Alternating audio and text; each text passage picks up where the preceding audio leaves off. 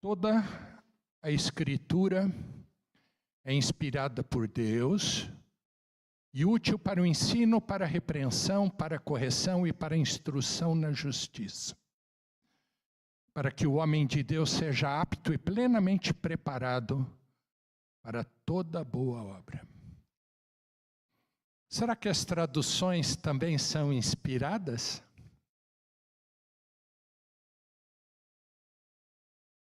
Será que o texto que está nas nossas mãos é inspirado? Afinal de contas, é uma tradução, né? É mais ou menos isso que nós vamos ver hoje. Jô, querida, as diferentes traduções bíblicas e as suas atualizações. Próxima, querida. Aí, a Bíblia Sagrada, La Sainte Bible, Guia Bibel, Holy Bible, La Santa Bíblia, La Sacra Bíblia. E por aí vai. Põe na próxima, querida. Hoje está fácil, né? Está tudo traduzido. Temos no espanhol, temos no italiano, temos no inglês, temos no português, temos no alemão.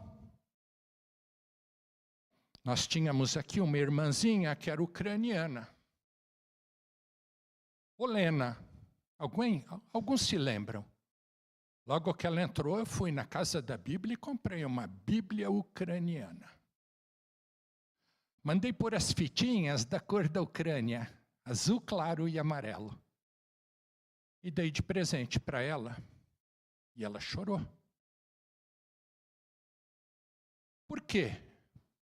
Porque é algo assim, especial ganhar uma Bíblia na sua língua. Hoje existem inúmeras traduções, mais ou menos 2.300 traduções. Então, temos tradução para o árabe, para o africano, para o chinês, e por aí vai. Aqui no Brasil não damos muita importância a isso. Tem basicamente dois grandes segmentos religiosos. Um é católico e o outro é o segmento evangélico ou protestante. E com relação ao Novo Testamento, não há nem dúvidas. Tanto lá como cá temos 27 livros no Novo Testamento. Portanto, pegamos aqui a Bíblia Católica e abrimos, é igual a nossa, tem 27. Então não ligamos muito, está debaixo do banco. Pegamos, tiramos, abrimos, lemos e não damos muita importância. Próximo, querida.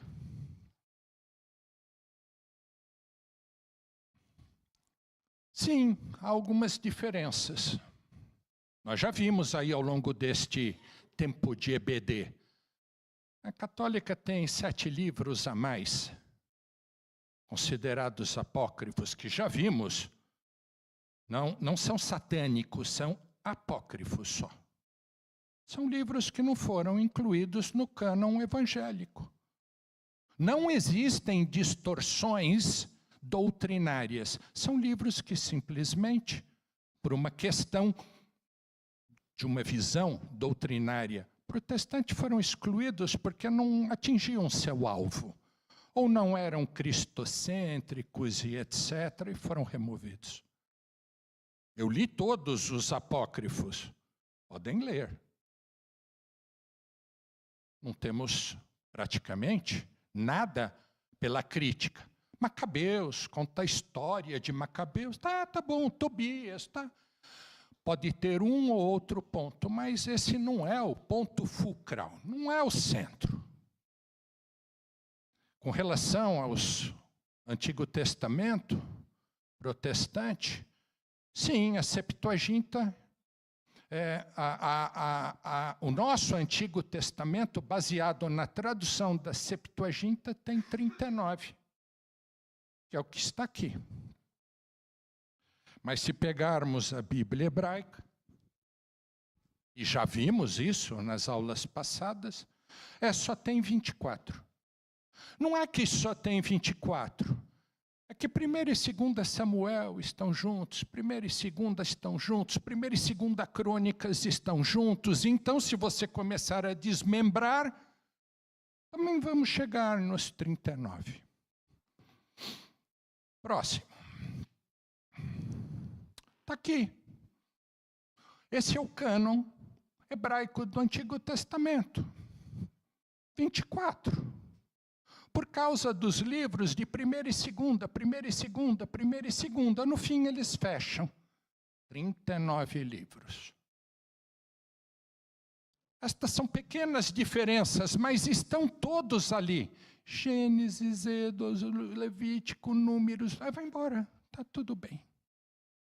A posição pode estar diferente? Pode.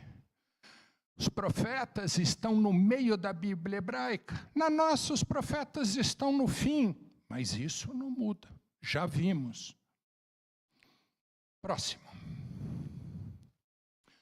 Estas são as diferenças. 24 livros para cá, 39 para lá, 46 para cá. Porém, estão todos aqui.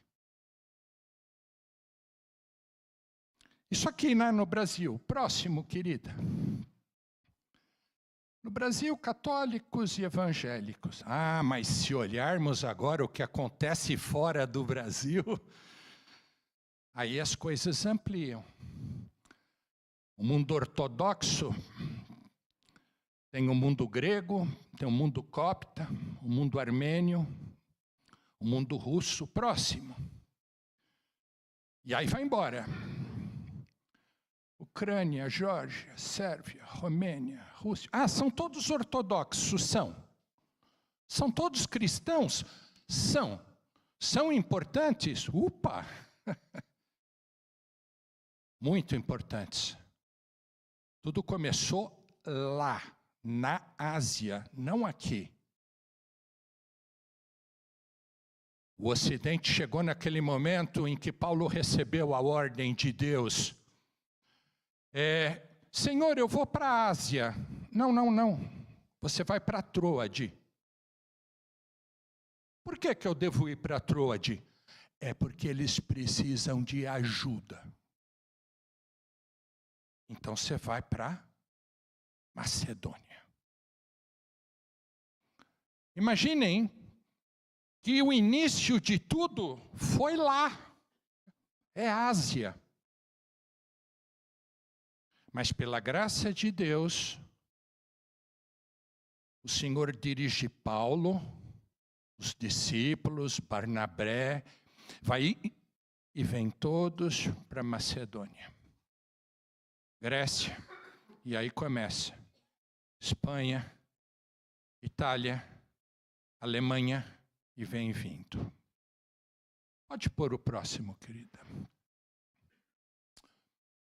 Esse quadro eu já apresentei numa primeira aula que foi dada, onde conversávamos sobre a estrutura do Antigo Testamento. Aí. O Antigo Testamento, ele, na verdade, inicia-se com a tradução dos livros hebraicos para o grego, século 3, 2 e 1 antes de Cristo, chamada de a tradução dos 70, a Septuaginta, e depois ela vai evoluindo e vai vindo para o latim.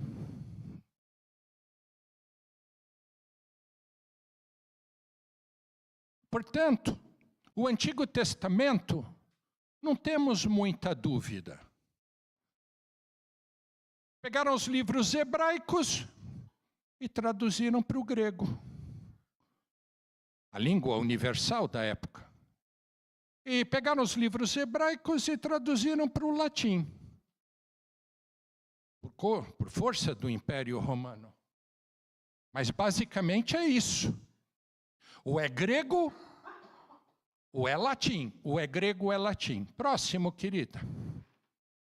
Portanto, o textos receptos do Antigo Testamento tem duas vertentes. Ou ele é grego, ou ele é latino.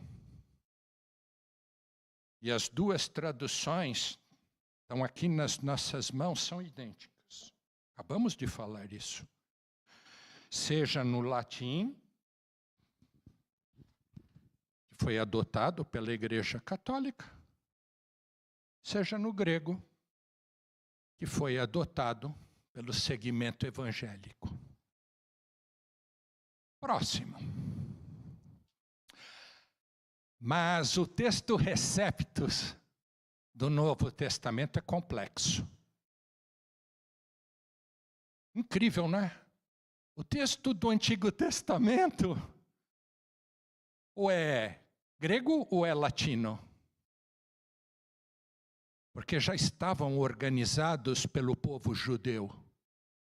Então, como eles mantinham os oráculos de Deus, os livros, a lei, foram somente traduzidos e chegaram até nós.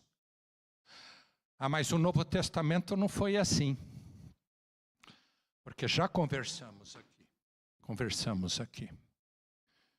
Depois de Jesus, o primeiro século foi o êxodo.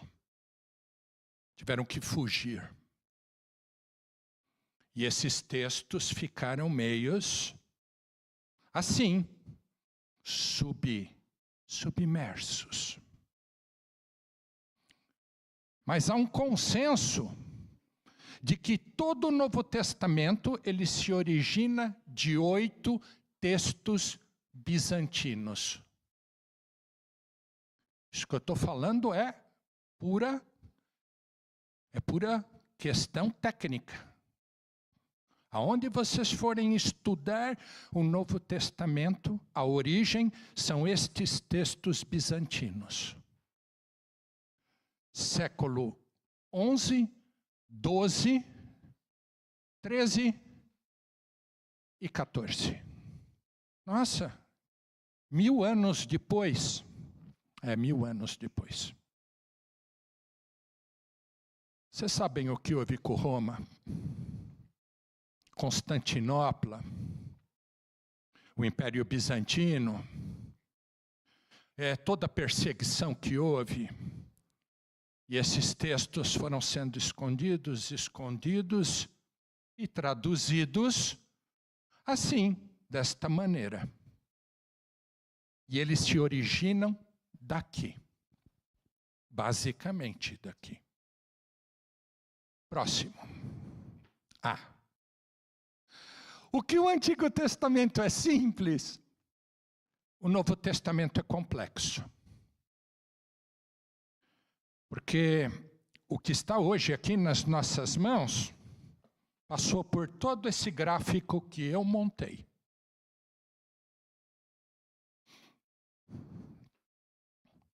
Está lá em cima a Vulgata. A Vulgata seguiu o segmento latino. Então a igreja se apropriou desses textos. Traduziu e seguiu com a sua própria tradução. A Vulgata tem uma tradução própria, é dela, ponto. Mas os que chegaram nas nossas mãos, ditos evangélicos, advêm da Reforma Protestante.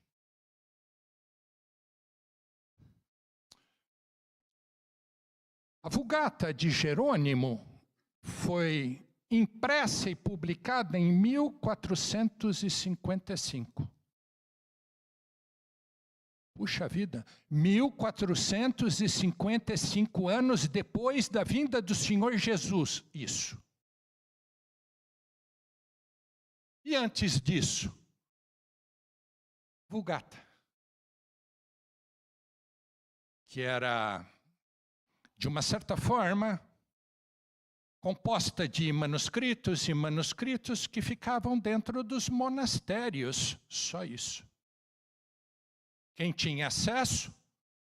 O clero.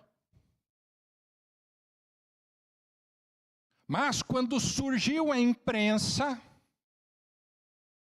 e que começaram as publicações, aí surgiram as traduções. Antes da imprensa, eram manuscritos guardados em monastérios.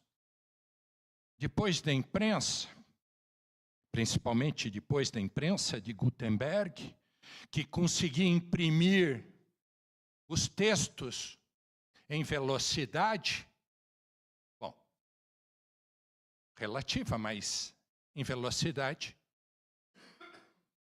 aí começaram a sair os problemas, surgirem os problemas de tradução. Sabe por quê? Porque aquele texto acabou chegando de uma certa forma na tua mão, e a partir desse momento que chegou na tua mão, porque ele estava no monastério, mas a partir do momento que ele chegou na sua mão, você começa a ler e diz, nossa, mas é isso mesmo? Nossa, interessante, eu não sabia disso. É isso mesmo? Pode ser. E aí a revelação começa a ser questionada. Eu não concordo muito com isso. Também não concordo muito com aquilo. Então, o problema das traduções tem um início, a imprensa. Vocês podem ver que a Vulgata foi publicada e impressa em 1455, e o próximo texto a ser publicado, que é o de Erasmo de Roterdã, ele é publicado em 1516. E é a partir daí que começam a surgir os tradutores. William Tyndale, Lutero. Aqui nós vamos ver Wickham, René Valera, o rei James e João Ferreira de Almeida. Nossa Bíblia passou por todos esses estágios. E onde está a reforma protestante? Um ano depois da publicação de Roterdã. Erasmo de Roterdã publica, e aí a mente dessas pessoas diz, nossa, essa tradução aqui fica melhor. E aí começa o grande questionamento da tradução. E é o que nós vamos ver hoje. Aqui começa o grande ponto, e esse gráfico eu vou mostrar no final. Depois que nós caminharmos um pouco, só para rememorarmos o que estamos falando. Vocês estão vendo lá John Wycliffe? Esse senhor já fez uma tradução que ela é intermediária entre a tradução da Vulgata e a tradução de Erasmo de Roterdã. Por que ele fez isso?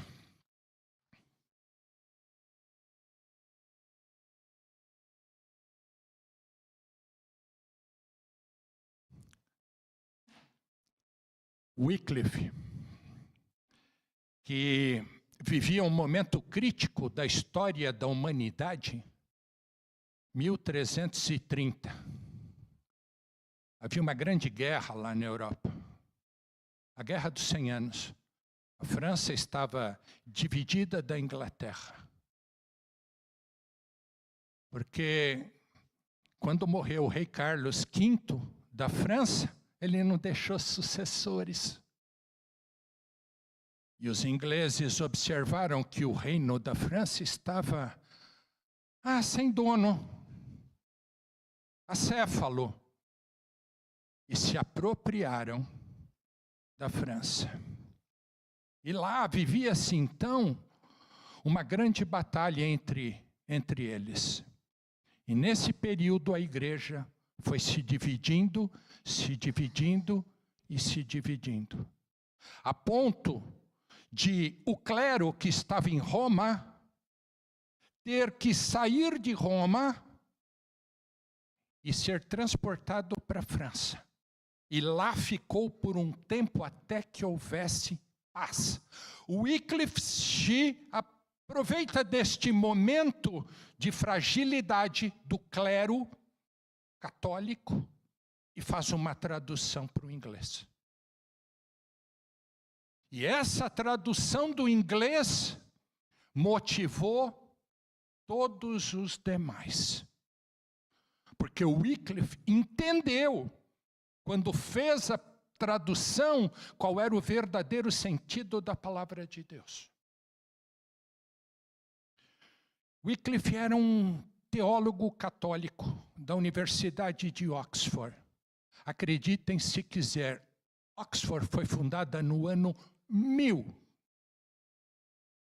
Cambridge, 1200. Sorbonne, 1300. Essas universidades têm mais de 1000 anos na Europa.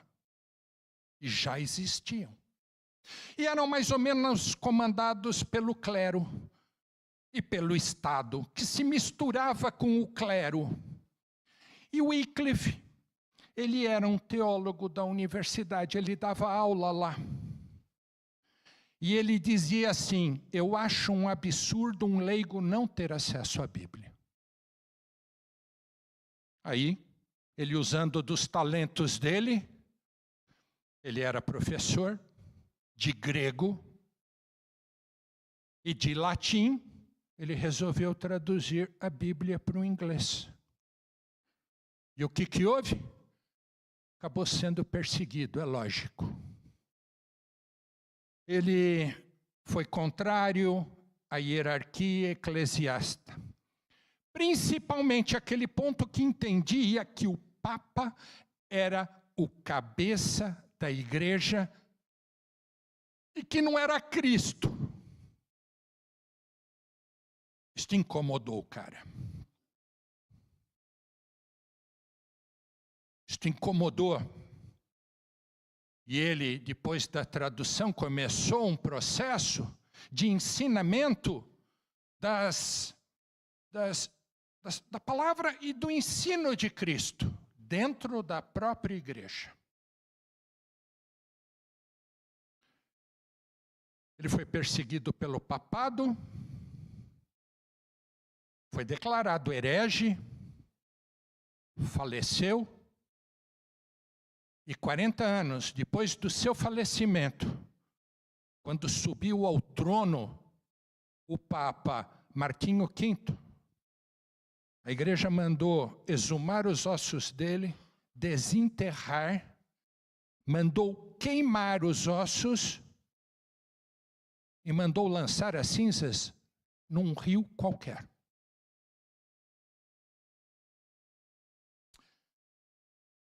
Esse é o início da tradução.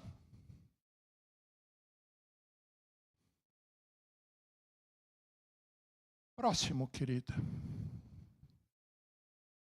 Aí, John Wycliffe, 1330. 1384 surgiu a primeira publicação dele. Na sequência, pode pôr o próximo, querida. Nós temos aqui eu creio sim, de todos, talvez aquele que Deus tenha privilegiado e levantou esse homem, Erasmo de Roterdã. Talvez o principal dos tradutores bíblicos. Erasmo era um teólogo, era professor de grego, era professor de latim, dava aulas em Oxford, em Cambridge e Sorbonne. Foi considerado um dos maiores filósofos do Renascimento do Norte. Ele era holandês, nascido nos Países Baixos. Foi criado dentro da igreja, era um monge agostiniano, porém optou por não exercer o sacerdócio, mas ativar-se no mundo acadêmico, com as traduções. E, observando o que acontecia com o clero, ele se tornou um dos grandes críticos do dogma católico. Principalmente em razão da imoralidade do clero. Imoralidade. É porque seu pai era padre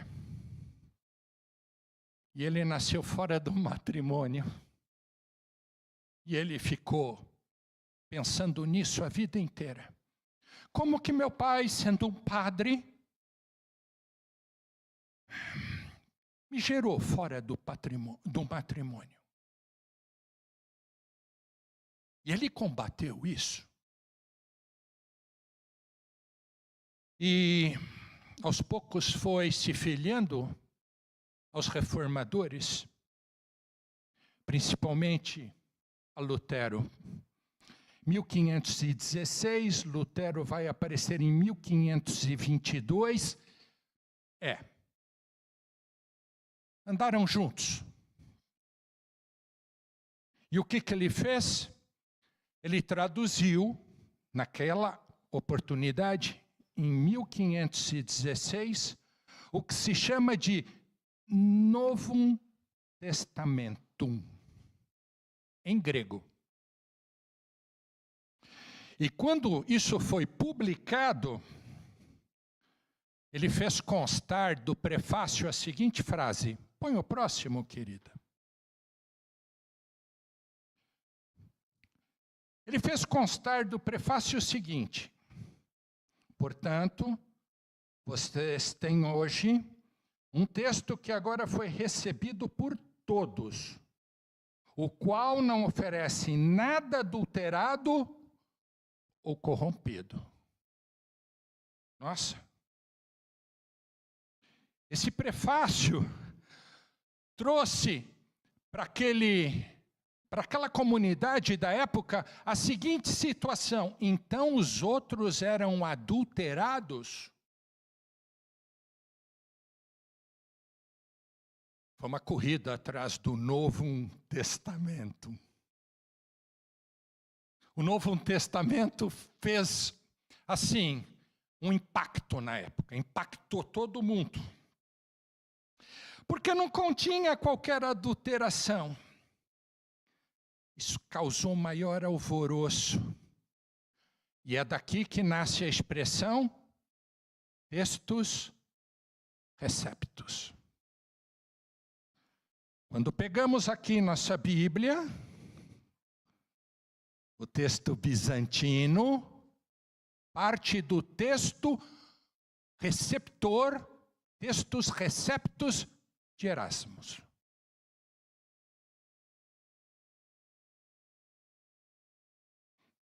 Teve que fugir, né?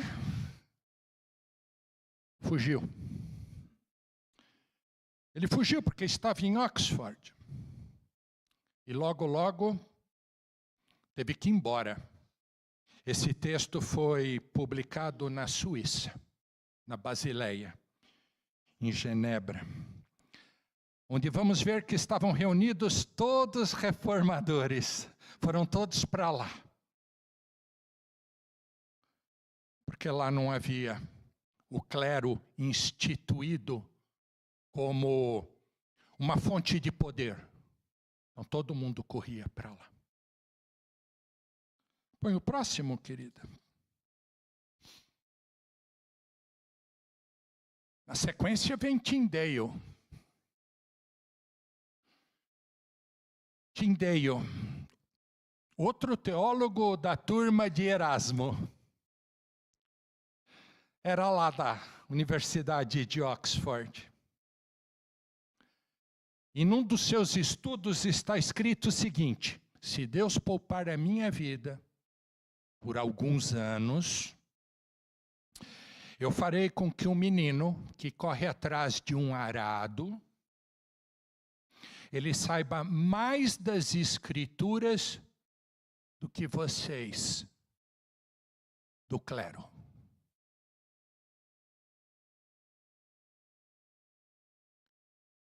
O que houve com o Tyndale quando declarou isso? Fugiu da Inglaterra, foi demitido de Oxford. E lá na Inglaterra fez a tradução e traduziu o texto do Erasmo para o inglês.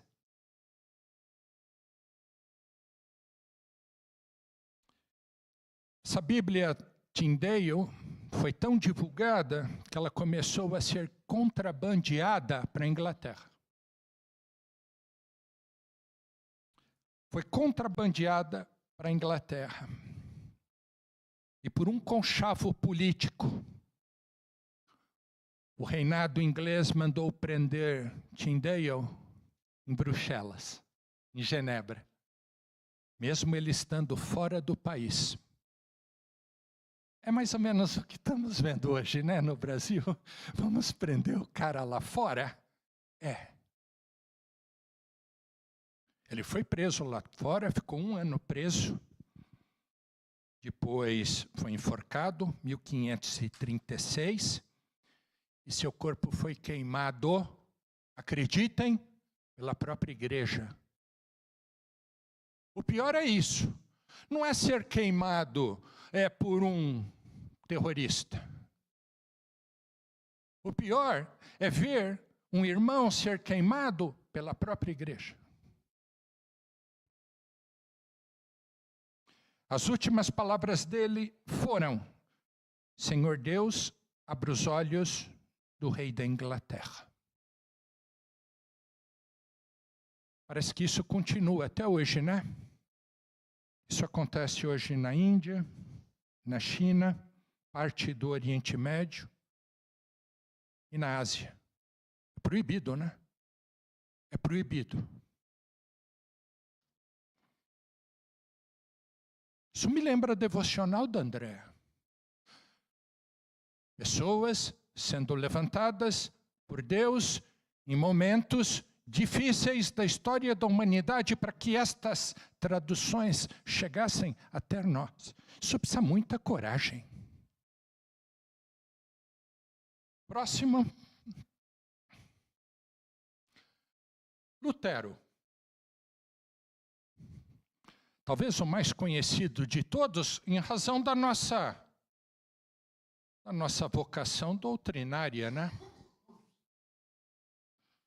Mas a história de Lutero é a história de um monge agustiniano, alemão, que, lendo as traduções, chega à seguinte conclusão: nossa, eu entro no céu por causa de indulgências. Isso sedimentou a cabeça dele. Não é possível. Por que não é possível? Porque ele entendeu, pelas traduções, que a salvação vinha pela fé e pela graça, e não por obras, pelo que viéssemos a fazer, ou pagar, ou comprar. Ele se levanta contra os dogmas da igreja, pega as suas 95 teses, vai lá no castelo de Wittenberg em 1517 e cola aquilo na porta. Foi perseguido pela Assembleia Imperial do Sacro Império Germânico. Foi levantado um tribunal, Se vocês colocarem na internet, aparece como Assembleia de Worms, onde ele foi excomungado. Apesar do imperador conceder-lhe salvo-conduto, ou seja, uma espécie de proteção, quando ele foi julgado em Worms, a partir do momento que ele foi excomungado e voltava para sua casa, aconteceu uma ação divina. Ele foi sequestrado pelo príncipe Frederico III da Saxônia. Para quem não sabe, o Império Alemão era dividido em 16 territórios na época, chamados de Saxônia. E o rei Frederico, que era o imperador de um desses, corre até a cidade de Worms e captura Lutero, por causa de suas ideias. Frederico III leva ele para o castelo de Wartburg. E ali ele passa os dias da vida dele traduzindo a Bíblia. Custeado pelo rei Frederico III. E sabe o que ele fez? Ele unificou o dialeto alemão. Porque em cada lugar desse da Alemanha era falado um dialeto. Ninguém se entendia.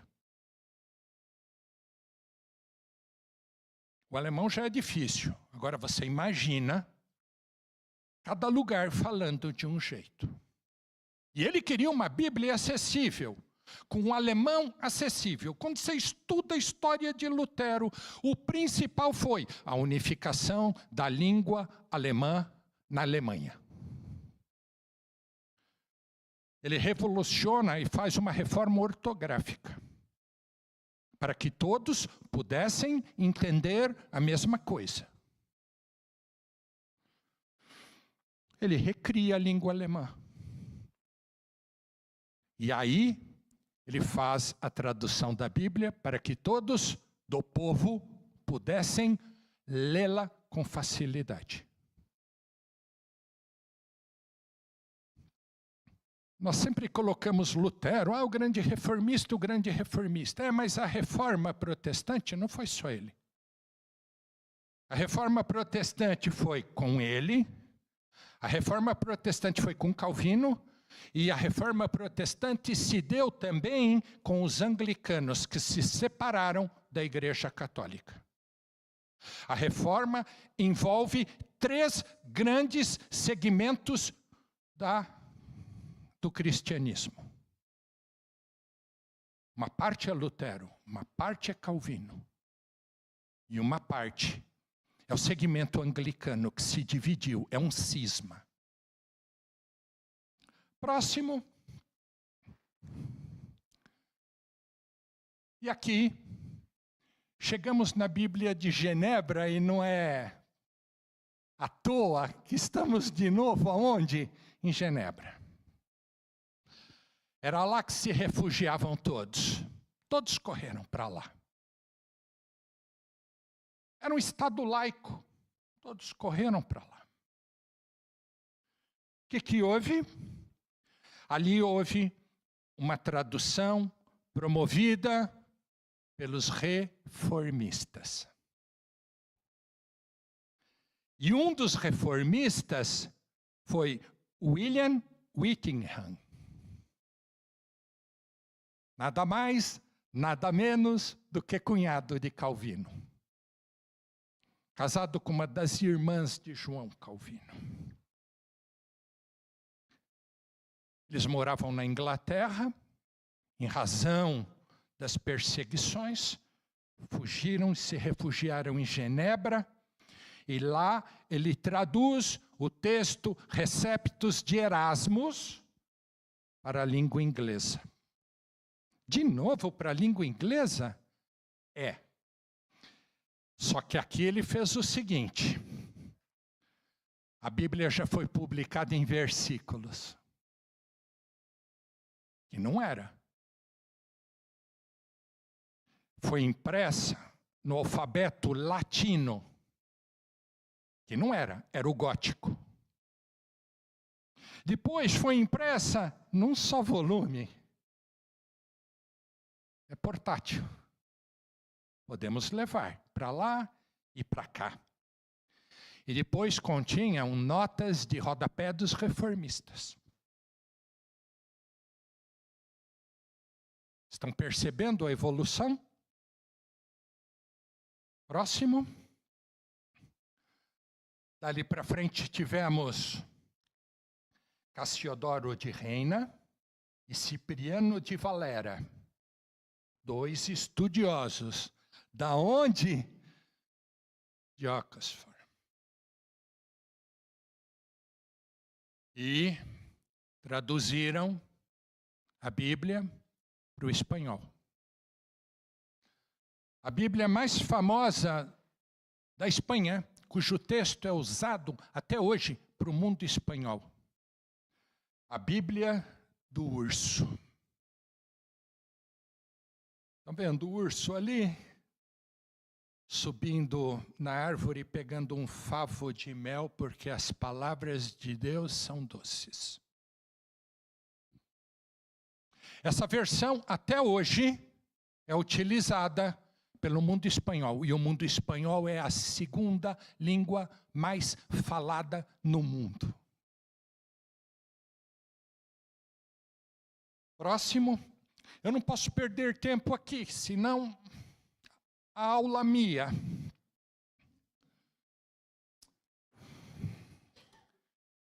Em 1611 surge a Bíblia King James. Você pode comprar essa Bíblia hoje. Aí você pode ir lá. Vai lá na rua Conde de Zarzedas, fala, eu quero uma Bíblia King James 1611. Ele te vende. É essa aqui, ó. Bíblia King James 1611.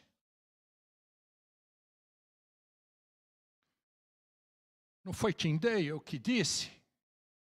Espero que o rei da Inglaterra ouça a minha oração. Parece que ouviu. O rei James, ou Jaime, ou traduzido para o português, Tiago.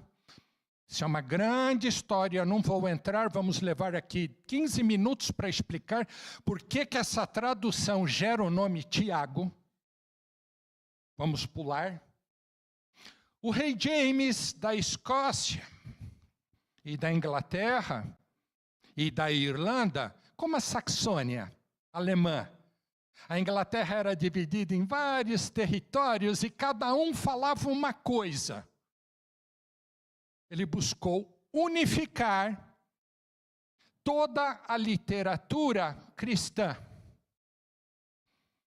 e constituiu uma comissão de 54 bispos para que então fizessem uma revisão nas traduções inglesas de Tyndale, de Wycliffe,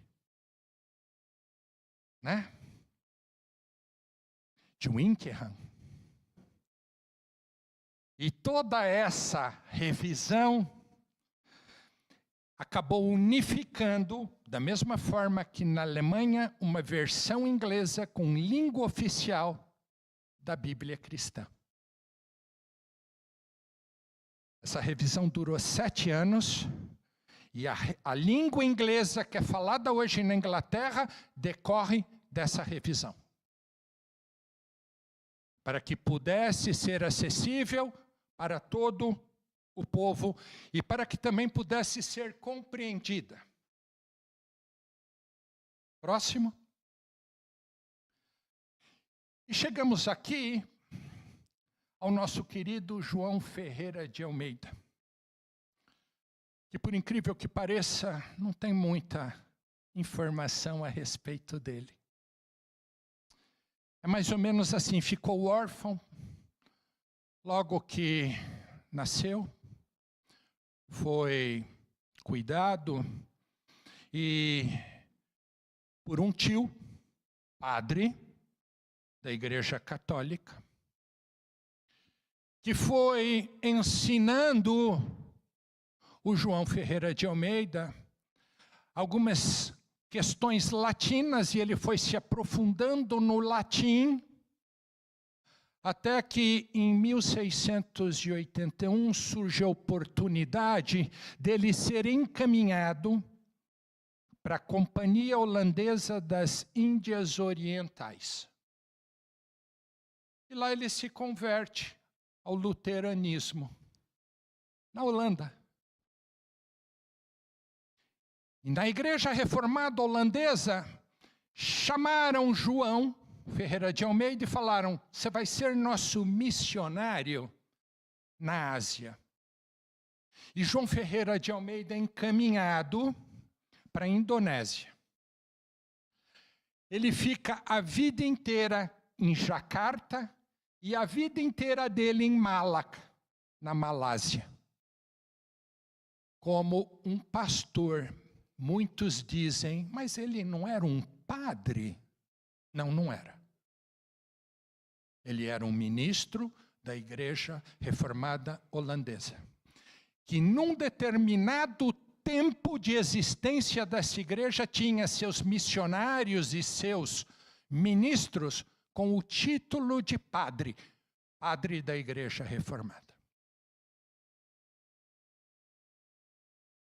Ele se converte,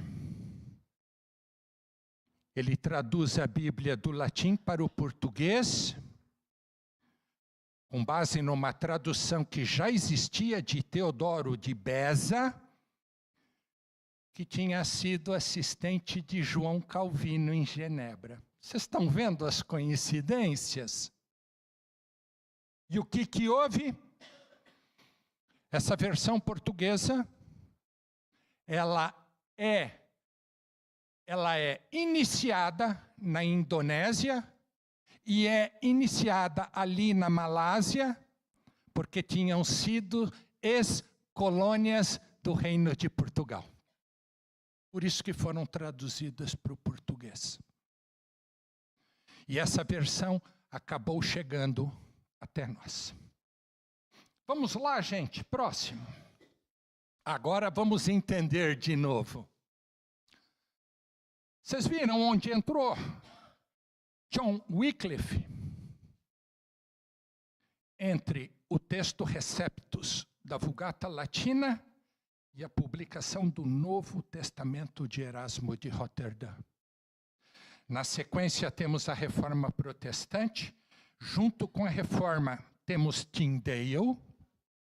Na sequência, temos as traduções de Lutero, Wycliffe, Cassiodoro de Reina e Cipriano de Valera, o rei King, rei Tiago, né? Da Inglaterra, e João Ferreira de Almeida. 1534, 1557, 1569, 1611, 1681. O que houve? As traduções, depois da criação da imprensa, é que foram motivadas a existirem e é por isso que chegaram nas nossas mãos. Próximo.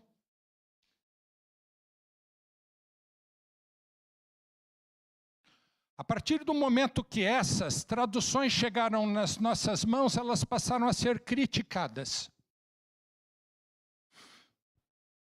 E aqui surgem três críticos que são fundamentais para entendermos o que acontece hoje.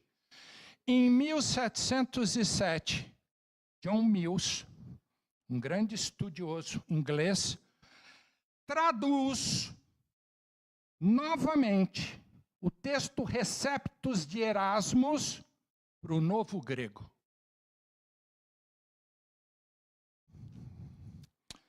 Ele encontrou 30.000 variantes textuais. Uau! Isso não pode ser assim, isso não pode ser assado, isso não pode ser assim, isso não pode ser assado. Ele iniciou um trabalho, então, criando uma nova metodologia para que os textos originários pudessem ser criticados. Próximo. Esse trabalho foi,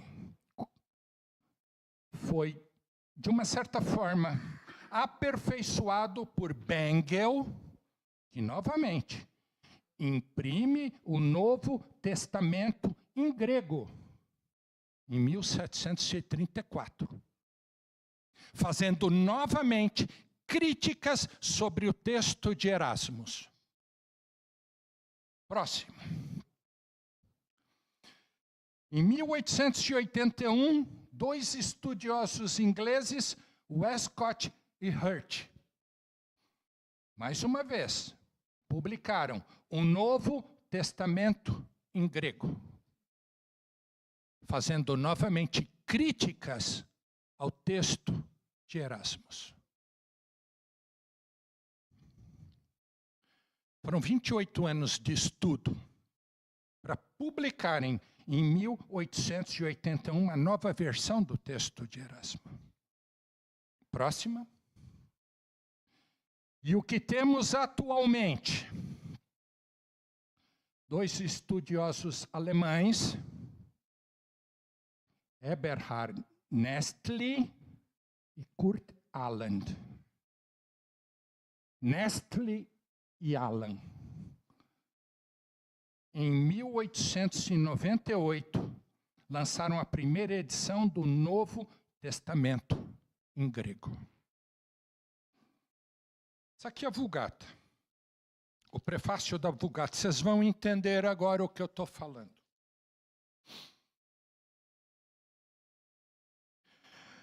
Para a revisão exegética do Novo Testamento, usou-se a edição crítica oficial da Sociedade Bíblica Unida, cujo texto era a Bíblia Stuttgart,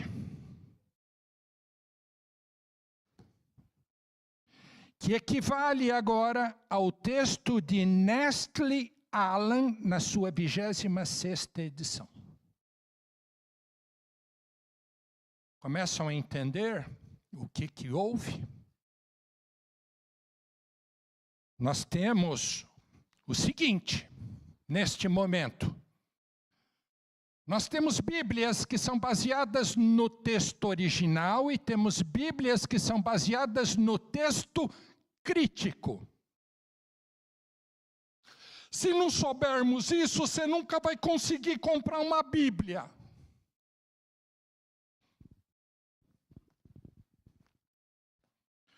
Quando eu pego a Bíblia do nosso amigo,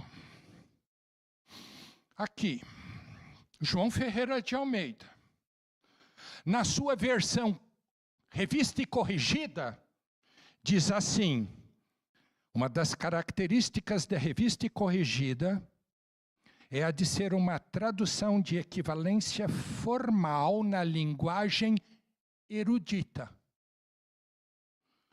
Por esse tipo de equivalência, o tradutor procura reproduzir o texto traduzido no seu aspecto formal da língua original, ou seja, no seu próprio vocabulário e na estrutura da época.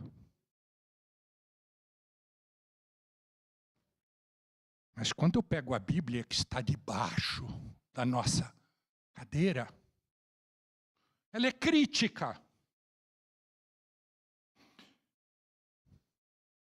Bíblia e PBI. No ano de 1943, resolvemos criar uma comissão revisora, constituída dos mais capazes e cultos e idôneos elementos provenientes de várias confissões que trabalhavam neste país. Esta comissão foi composta por 30 escolhidos especialistas em hebraico e grego, neotestamentário e no vernáculo. E aí iniciou-se uma aventura. que durante 13 anos trabalhou numa árdua, piedosa e fielmente com uma tradução que pudesse ser atualizada. Estão começando a entender?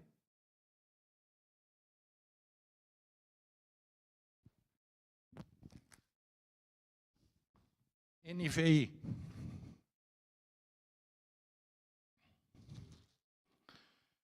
Milhares de horas foram gastas num trabalho individual e em grupo, e muitas reuniões de comissões foram realizadas por estudiosos diferentes em várias especialidades teológicas e linguísticas.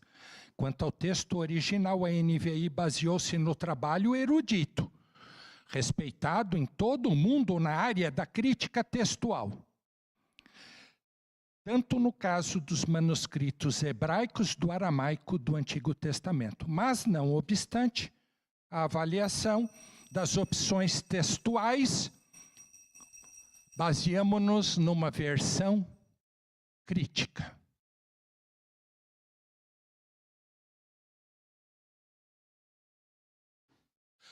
Começaram a entender? Que Bíblia eu devo usar? Então, vamos ver. A versão original está aí, você pode ler. Mas você pode ler a crítica também. Porque são todos estudiosos. E não tem besteira escrita. Tem ajustes que foram feitos. Passa, querida. Tem 2 métodos de tradução, queridos. Ou ele é formal, ou ele é funcional. Lembram o que eu li aqui? Baseou-se no método da equivalência formal. O outro vem e diz, baseou-se no método da equivalência funcional. Aqui se orienta principalmente pela língua-fonte. Vou lá no texto de Erasmo, vou lá no texto da Septuaginta e traduzo ele palavra por palavra. Conserva-se ao máximo as características gramaticais das frases e a consistência da tradução, com base na sua língua original. E aqui, na equivalência. Enquanto se mantém fiel aos textos formais, claro, você não pode traduzir se não tiver por base o grego, nem o latim, nem o hebraico. Mas orienta-se principalmente pelo impacto do receptor, somos nós. Trata de comunicar da maneira mais natural a mesma ideia em termos de linguagem contemporânea, usando as características gramaticais e a estrutura da língua receptora. Estão entendendo?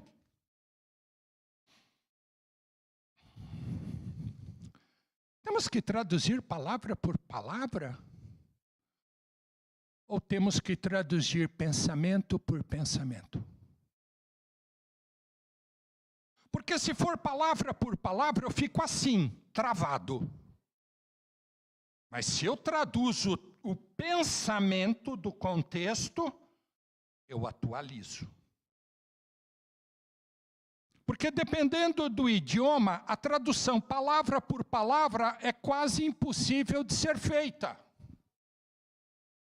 Especialmente se estamos distantes 15 séculos.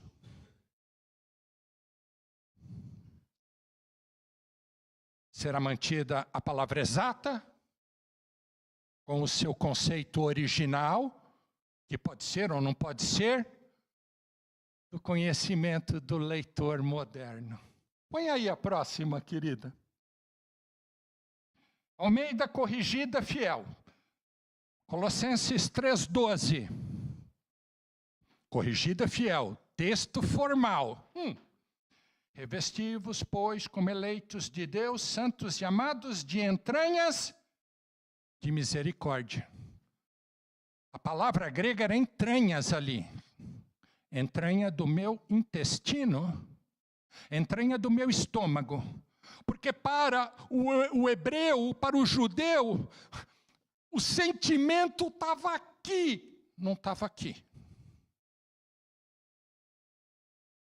Porém, a revista atualizada traduz: revesti-vos, pois, como eleitos de Deus, santos e amados, ad eternos afetos. A nova versão internacional: portanto, como povo escolhido de Deus, santo e amado, revistam-se de profunda compaixão. Eu traduzo palavra por palavra, o pensamento por pensamento. Essa é a ideia. Próxima.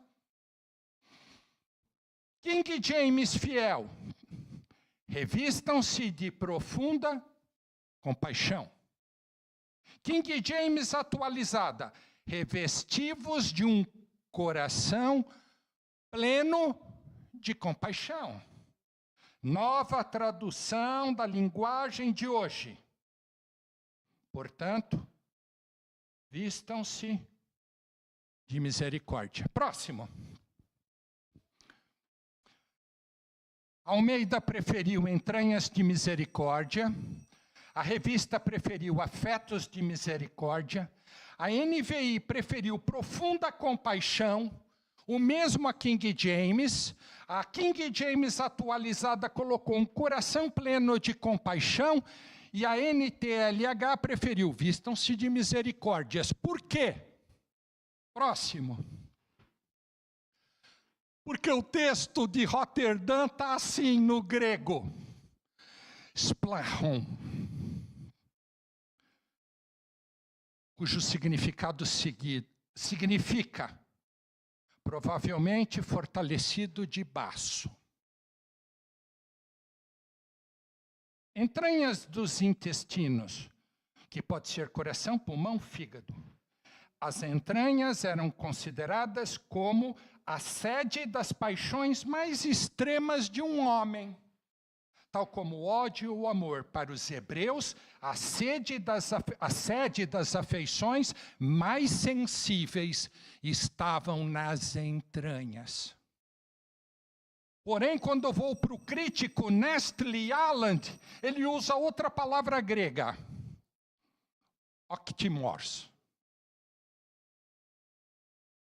cuja tradução é compaixão, piedade, misericórdia, que pode ser entranhas, nas quais a compaixão reside, um coração cheio de compaixão, emoções, desejos, manifestações. Põe a próxima, querida. O que nós temos que refletir nessa aula? Vamos encerrar. Senão, pastor, corta meu tempo aqui.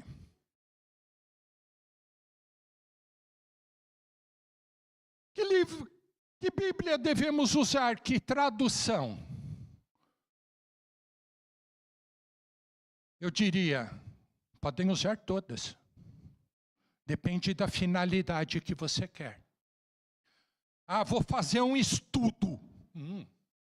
Então você pega uma versão fiel, depois você pega uma versão crítica, depois você pode ler até na versão da linguagem de hoje. Porque na versão fiel, você tem um contexto daquela época. E na versão crítica, você tem um contexto contemporâneo. Que, na verdade, foi traduzida por uma comissão e não por uma pessoa. Como vocês viram, são grupos de estudo, como na época do rei James. Como na época de Lutero. Ele não colocou no prefácio, mas a Bíblia de Lutero tem 30 participantes. E hoje, nós temos a Sociedade Bíblica Unida, com sede na Inglaterra, que congrega mais de 145 sociedades bíblicas espalhadas pelo mundo para coordenar esse trabalho. Começou em 1804. Próxima página. Ah, está aqui a nossa Sociedade Bíblica do Brasil, 1948. A Sociedade Bíblica do Brasil está filiada à Sociedade Bíblica Unida do Mundo. É confiável? É confiável. E ela tem todas as versões. Fiel, corrigida. Ela tem a versão NVI. Ela tem a versão Novo Testamento da linguagem de hoje. Você opta por qualquer estudar. Menos algumas sociedades que não pertencem. Dentre elas está a Trinitariana, que muitos aqui têm Bíblias da Trinitariana que tem uma produção independente. Significa ser ruim?